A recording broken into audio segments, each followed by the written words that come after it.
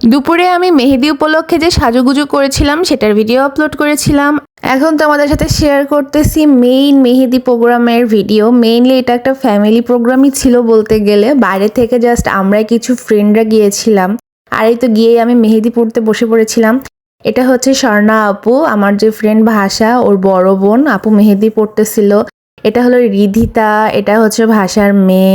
আর এ দেখো বান্ধবী আমার জন্য বিস্কুট নিয়ে এসেছিল খাওয়ার জন্যে।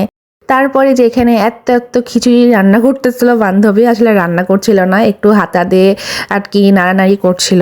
তারপর নাচানাচি চলতেছিল, মানে যে কে কি করতেছে কোনো ঠিক নাই। আমার ফ্রেন্ড তো এখানে নাচানাচি শুরু করে দিছে। আর প্রোগ্রাম ছিল দুই বাবুর, এই বাবু একটা আর আরেক বাবুকে তোমাদের দেখাবো আর একটু পরে। আর এই দেখো আমার মেহেদি দেওয়া শেষ। এখানে যে রোজা মেহেদি পড়তেছিল। এরপর এদিকে খাওয়া দাওয়ার আয়োজন চলতেছিল, রাত্রের বেলার ডিনারের জন্য সবার জন্য তৈরি করা হয়েছিল গরম গরম খিচুড়ি আর মুরগির মাংস। খাওয়ার অনেক মজা হয়েছিল। আর এই হলো আমার বান্ধবীর ভাগ্নে, ওরও প্রোগ্রাম ছিল।